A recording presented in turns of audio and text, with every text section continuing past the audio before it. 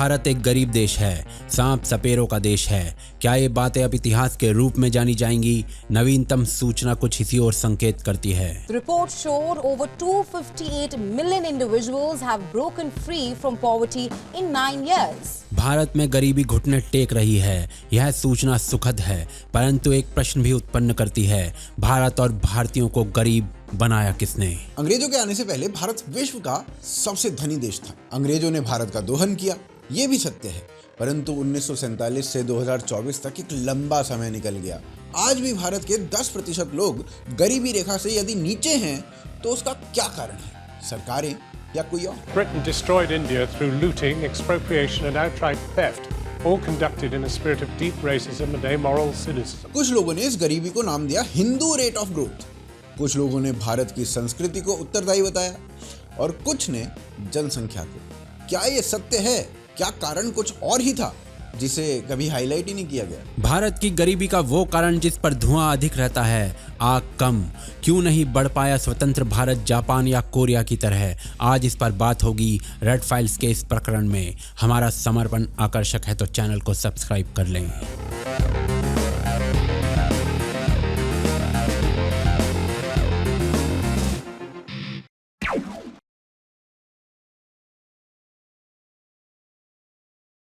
एक समय था जब मैंने स्वयं अपने बड़ों की स्कूली पाठ्य पुस्तकों में यह पढ़ा था कि भारत एक गरीब देश है। यह 1990 का दशक था।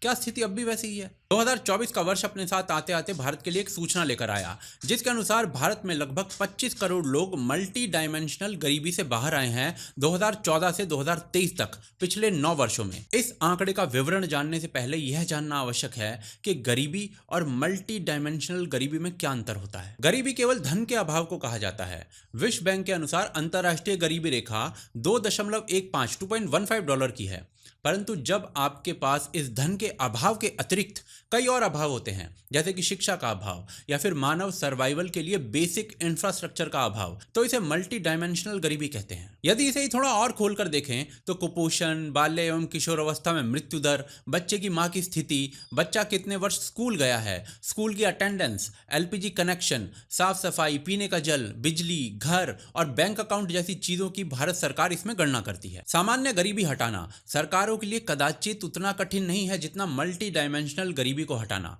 क्योंकि इसमें आपको उस इंफ्रास्ट्रक्चर का सृजन करना पड़ता है जो पूरे तंत्र को हिला दे। यदि ऐसे में सूचना आए कि पिछले 9 वर्षों में भारत ने 25 करोड़ लोगों को मल्टी डायमेंशनल गरीबी रेखा से उठा लिया है, तो एक हर्ष की लकीर तो कहीं ना कहीं सबके मुंह पर फूट ही पड़ेगी। भारत ने 2005 में मल्टी डायमेंशनल गरीबी की गणना आरंभ की थी, जब 55% लोग मल्टी डायमेंशनल गरीबी रेखा के नीचे थे भारत में। 2013 में 29.17% लोग इस रेखा के नीचे रह गए, यानी 2004 से 2013 तक अच्छी खासी गिरावट देखी गई।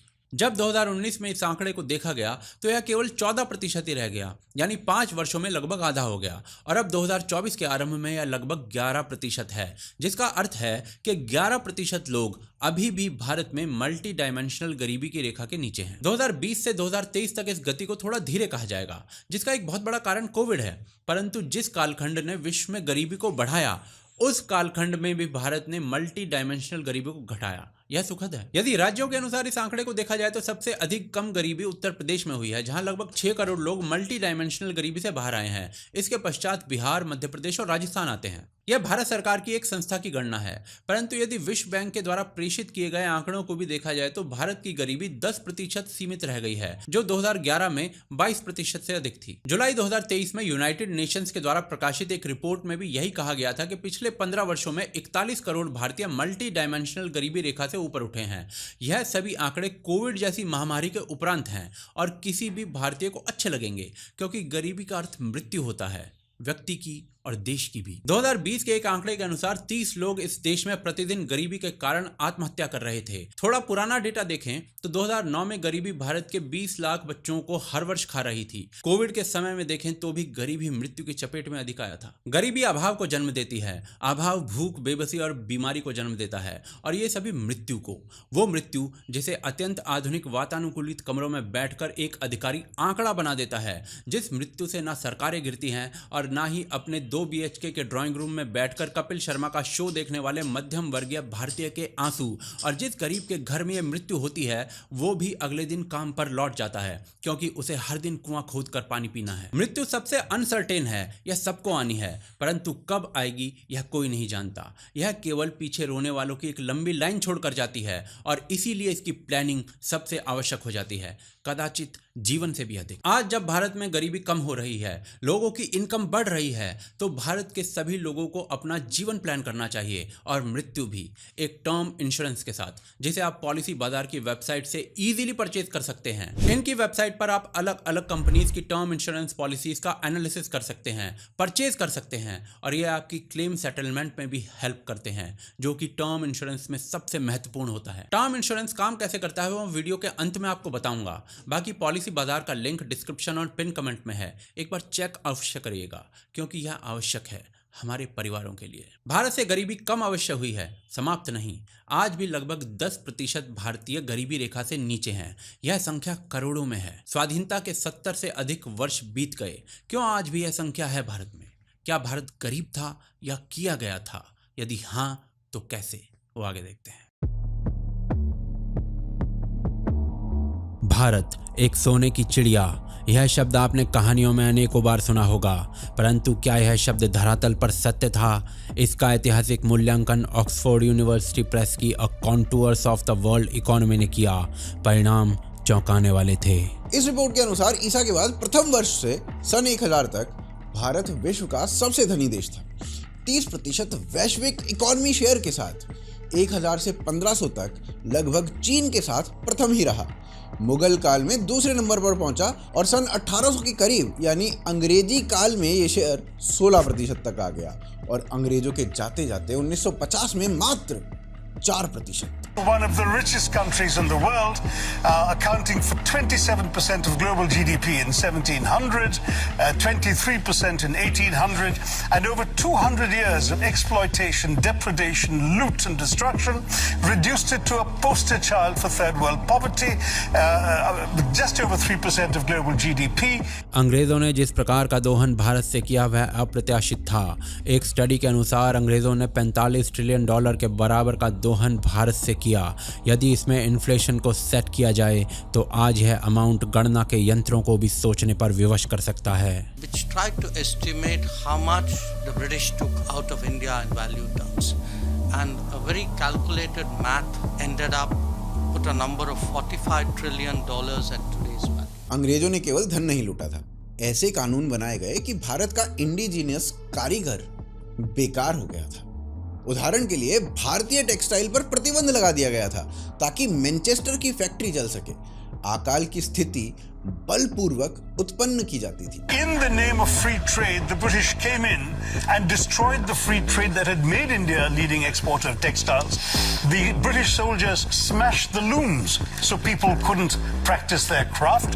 They imposed punitive duties and taxes on the export of Indian textiles while lifting duties on the import of British cloth, and they achieved a captive market at the point of a gun.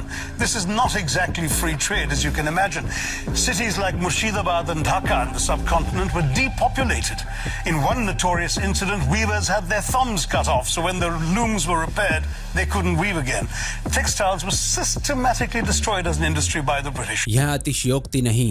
1857 में British राज आने के पश्चात भारत में ऐसे 8 अकाल आए जिसमें कुल मिलाकर कम से कम 3 करोड़ लोग मारे गए। ईस्ट इंडिया कंपनी या ब्रिटिश राज से पहले ये अकाल इतनी संख्या में नहीं होते थे। बंगाल में पड़े अकाल पर ब्रिटिश प्रधानमंत्री चर्चिल का ये कहना था। I certainly think Mr. Churchill needs very severe re-examination. He has as much blood on his hands as Hitler does, and particularly the decisions that he personally signed off on during the so-called Great Bengal Famine of 1943-44. यही British राज की नीति थी जिसने 1947 तक भारत को निचोड़ लिया, परंतु 1947 के पश्चात भी भारत में गरीबी क्यों रही, वो आगे देखते हैं। भारत कदाचित अति दरिद्रता से बाहर आता दिख रहा है, परंतु यदि पर कैपिटा इनकम की बात हो तो आज भी भारत वैश्विक परिदृश्य में बहुत पीछे है। क्या कारण रहे कि 70 वर्षों के उपरांत भी अभी भी भारत में 10% लोग गरीब हैं? इतिहास में इसके कई कारण बताए गए हैं। पहला कारण अधिक जनसंख्या। 1997 में संसद का एक विशेष सत्र बुलाकर भारत की सबसे गंभीर समस्याओं पर चिंतन किया गया, जिसमें गरीबी और जनसंख्या का एक लिंक बताया गया। क्या ये सही है? यदि यह सही होता तो नीदरलैंड और साउथ कोरिया जैसे देश, जिनका जनसंख्या घनत्व भारत से भी अधिक है, वो अमीर देश कैसे हो गए? और मोजाम्बिक और तंजानिया जैसे अत्यंत कम जनसंख्या घनत्व वाले देश वो फिर भी गरीब कैसे रह गए? यानी कारण कुछ और है। दूसरा कारण बताया गया कि हमारे रिसोर्सेज समाप्त हो रहे हैं। 1968 में पॉपुलेशन बॉम्ब लिखने वाले पॉल एहरिच के अनुसार 1988 तक हमारे रिसोर्सेज समाप्त हो जाने चाहिए थे, पर ऐसा भी नहीं हुआ। तीसरा कारण बताया गया शिक्षा के अभाव को। क्या ये सही है? केरल सबसे शिक्षित राज्य है और हरियाणा की लिटरेसी रेट लगभग 75% है आज भी, पर हरियाणा का पर कैपिटा इनकम केरल से काफी अधिक है। यह कई कारणों में से एक कारण हो सकता है, पर इसे बाधा नहीं माना जा सकता। इसके बाद एक कारण बताया गया भारतीय संस्कृति को। 60 और 70 के दशक में बहुत से बुद्धिजीवियों द्वारा कहा गया कि भारत के संस्कार में ही पूंजीवाद नहीं है, लोग आलसी हैं, और भारत की कछुए जैसी गति की ग्रोथ रेट को एक नया नाम दिया गया, हिंदू रेट ऑफ ग्रोथ। पर यही हिंदू ऐतिहासिक रूप से सबसे समृद्ध था, यही हिंदू आज भी यूएस में सबसे अधिक टैक्स पर कैपिटा दे रहा है, तो यह थ्योरी भी गलत है। तो क्या कारण रहा कि भारत स्वाधीनता के इतने वर्ष पश्चात भी गरीब रहा? कौन लोग थे जिन्होंने भारत को गरीब रखा? 1947 से 1995 तक भारत की ग्रोथ रेट 1 से 4% के मध्य रही।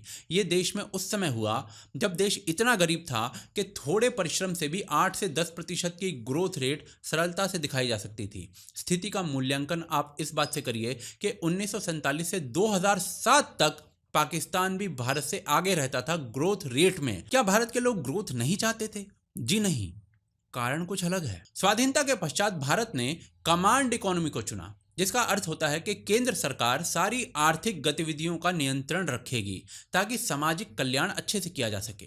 ये पूंजीवाद और साम्यवाद का एक मिला जुला मॉडल होता है, जिसके अनुसार मिलिट्री, परमाणु ऊर्जा, रेलवे जैसे बहुत से कार्य केवल भारत सरकार ही करेगी। जो प्राइवेट बिजनेस पहले से चलते आए हैं उन्हें चलने दिया जाएगा, परंतु किसी भी महत्व के सेक्टर में बिना सरकारी आदेश के कोई नया प्राइवेट प्लेयर नहीं घुस सकता, जैसे कि कोयला खनन, स्टील उत्पादन, वायुयान या शिप मैन्युफैक्चरिंग या दूरसंचार। सरल शब्दों में जियो, एयरटेल, अडानी जैसी कंपनी नहीं खुल सकती थी, और यह सिस्टम भारत का लहू चूस गया। इस मॉडल के साम्यवाद वाले हिस्से को एक उदाहरण से समझते हैं। स्टील जैसा उत्पाद लगभग हर स्थान पर प्रयोग में आता है, नई मशीनों में, फैक्ट्री बनने में, व्हीकल बनने में, घर बनने में, यहाँ तक कि आपके कंप्यूटर की केसिंग तक में। सरल शब्दों में अनेकों उत्पादों के लिए स्टील आवश्यक है, और स्टील केवल सरकार बना सकती थी।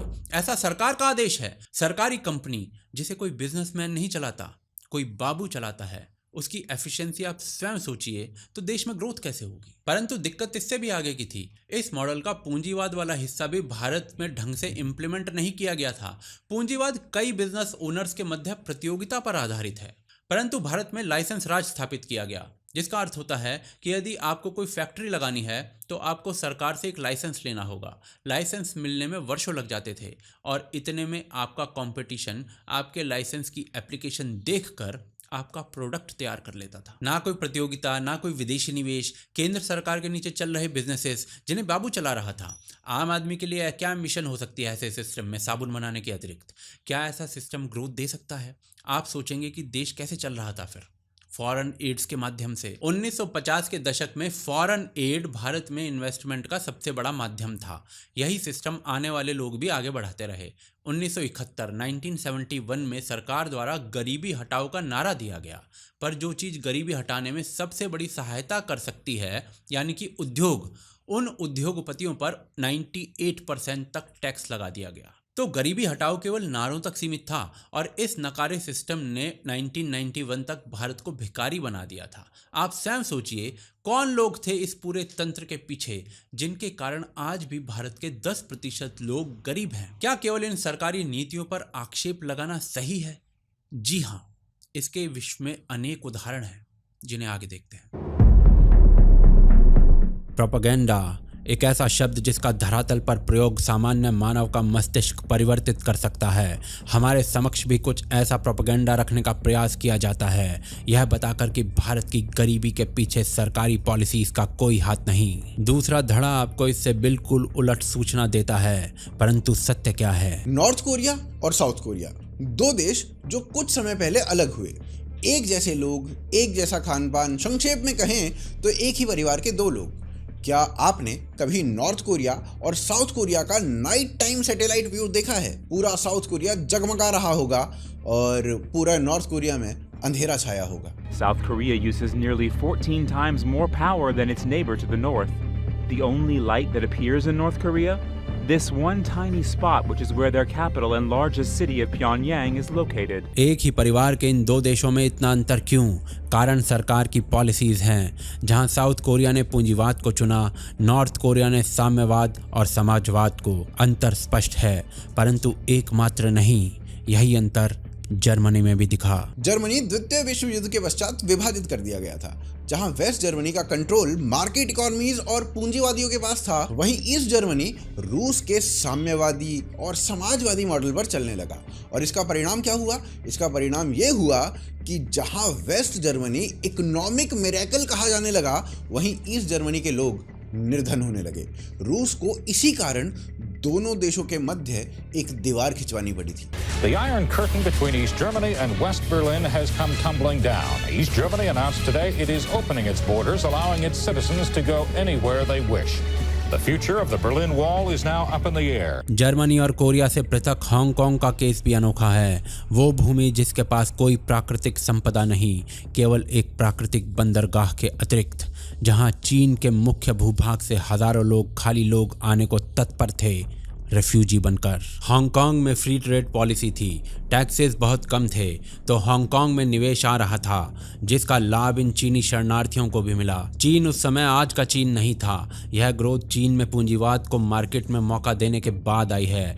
उस समय केवल कम्युनिज्म था और हांगकांग में capitalism. Nearly 750,000 terror-stricken Chinese have sought safety under the British flag in Hong Kong, and many are the heart-rending scenes witnessed on the island as the refugees gather on the beach in thousands. पूरे विश्व में इस प्रकार के उदाहरण भरे हुए हैं। एक ही परिवार के एक जैसे दिखने वाले दो देशों ने जब दो पृथक सरकारों को चुनकर दो पृथक विचारधाराओं को अर्थव्यवस्था में लगाया है, परिणाम चौंकाने वाला रहा है। भारत की गरीबी भी उन्हीं नीतियों का परिणाम रहा जो भारत की सरकारों ने धरातल पर उतारी।